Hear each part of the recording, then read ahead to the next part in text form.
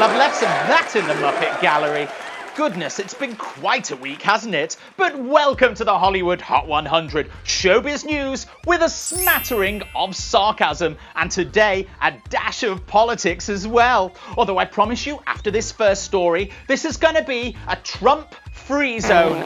Oh goodness, sorry. I think it's all of this rotten rhetoric that I've had to ingest and digest over the last few days, because of course it's been the Republican circus, I mean convention in Cleveland, Ohio. Yes, quite literally, the greatest show on earth, which I'm glad to say came to a close last night with a 75-minute speech by Donald Trump, who also introduced his young 10-year-old son, Barron, to proceedings, who unfortunately just couldn't keep his eyes open. No, he looked bored. He covered his face at one point, and then, well, he got rather an icy stare from his mother, Melania, although I think that's how she normally looks, to be quite honest. Yes, she recently said of her young son, he's a very strong-minded, very special, smart boy. He's independent and opinionated and knows exactly what he wants. Well, good luck with that when he reaches adolescence.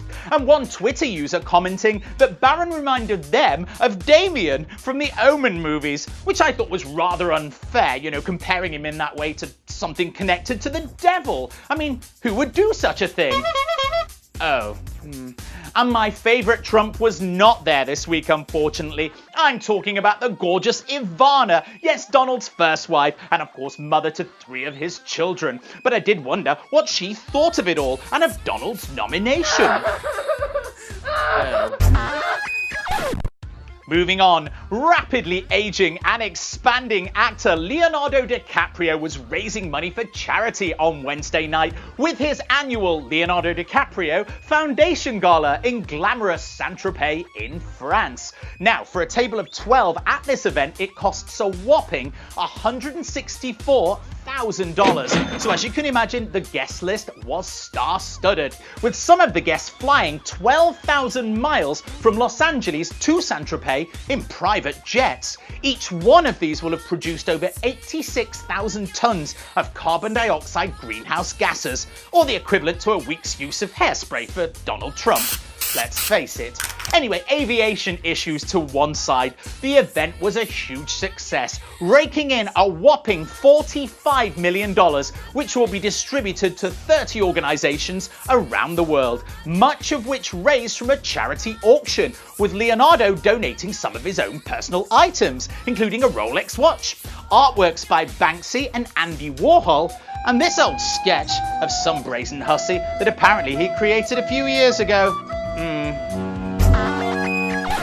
And finally, grab your Kleenex, directioners. Other brands of tissue are available, because it looks like your favourite band, One Direction, from my neck of the woods, might have just got a little bit smaller. On Thursday, Liam Payne releasing a statement that he's just signed a solo deal with Capitol Records UK. Yes, he said, happy to have signed to Capitol UK. They have an amazing history of artists. I hope I can follow in their footsteps. And of course, the first person to leave 1D was Zayn Malik, who this week got a brand new tattoo on his middle finger of a lightsaber, and even better, it glows in the dark, but you probably only see it, you know, if you annoy him. And well, I know I said it was a Trump-free zone, this show, but I myself got a new tattoo this week. Do excuse the sunburn on my ankle though. Here it is.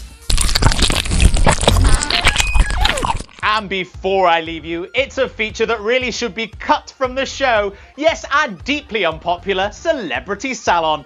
Who's in the chair today?